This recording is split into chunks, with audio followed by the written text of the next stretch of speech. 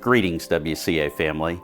Recently, Council of Bishops President Tom Bickerton, in his presidential address at the recent summer meeting of the Council of Bishops, called upon the leaders of the Wesleyan Covenant Association and Global Methodist Church to stop sharing falsehoods about the doctrinal standards of the United Methodist Church being changed. Other bishops have joined in that call and followed suit with their own statements and videos. If you don't know what the doctrinal standards are, they are, among other things, the Articles of Religion written by John Wesley himself, along with the Confession of Faith of the former Evangelical United Brethren Church.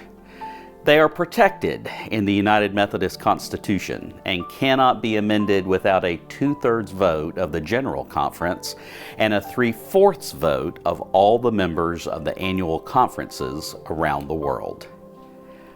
I want to be clear. I know of no one at any level of leadership in the Wesleyan Covenant Association or the Global Methodist Church that has said the doctrinal standards of the United Methodist Church have changed or will change.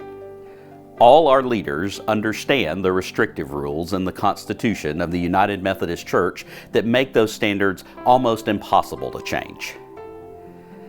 That said, I find the doctrinal standards of the UMC to be like seatbelts. You must use them for them to work. Certainly there are many examples within the United Methodist Church of senior leaders choosing to violate the Book of Discipline. I'll reference just a few.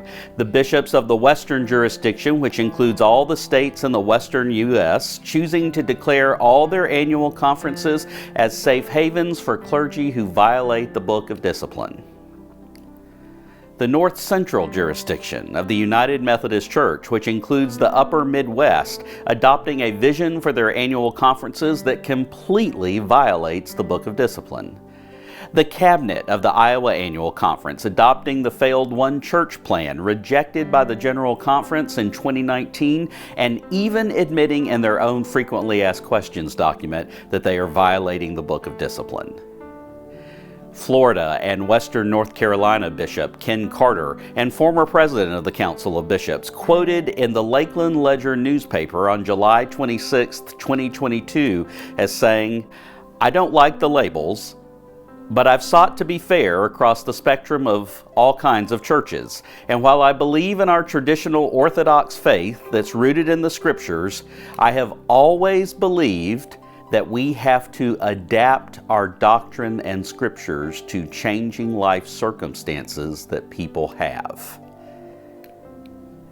The doctrinal standards of the United Methodist Church haven't changed and are likely not to do so for the foreseeable future. I urge our bishops to stop creating straw men to hide the fact that large sections of the church are engaged in ecclesial disobedience. That is what truly harms the church, forcing it to descend further into chaos and further damaging our Christian witness. God bless you.